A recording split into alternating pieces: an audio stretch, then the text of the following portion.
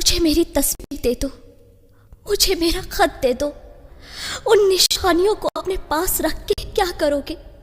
हमारी मजबूरी है सलीम, मैं किसी और की अमानत होने जा रही हूँ। मुझे माफ करना सलीम, मुझे माफ करना।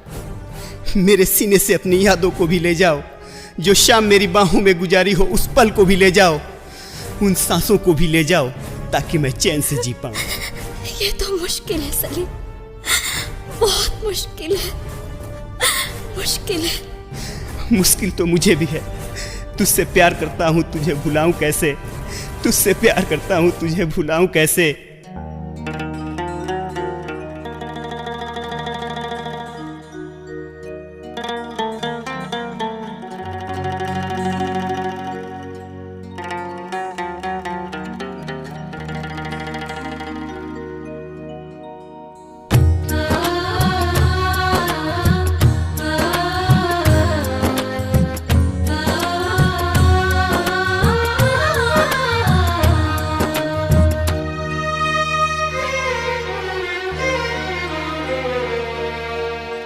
मालूम न रहे इतना रोवैबू, प्यार न करती तोहरा से।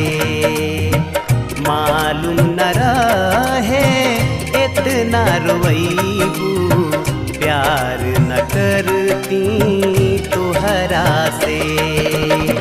काहे छोड़ावलू बहिया थमा के, काहे छोड़ावलू बहिया थमा के। गलती का भइल हमरा से।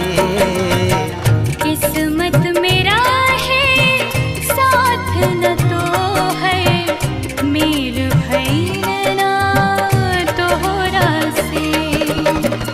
ना गलती तोहरा से भइल बा, ना गलती तोहरा से भइल बा, ना ही भइल बा हमरा से। मालूम न रहे इतना रोवैबू, प्यार न करती तोहरा से।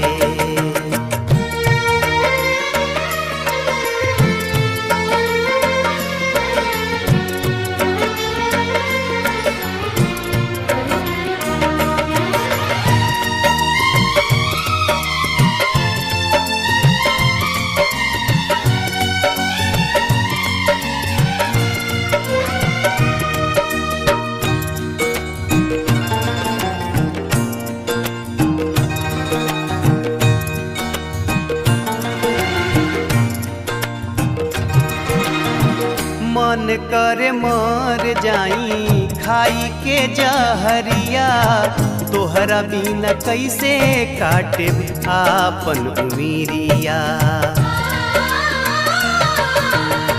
मन करे मर जाई खाई के जहरिया, तोहरा बिना कैसे काटे आपन उमिरिया। सगरो बिरान लागे दुनिया जहान हो, कोठे कोठे घूमे चिरई जैसे परान हो। अखियाँ से दूर गईलू अखियाँ मिला के, अखियाँ से दूर गईलू अखियाँ मिला के।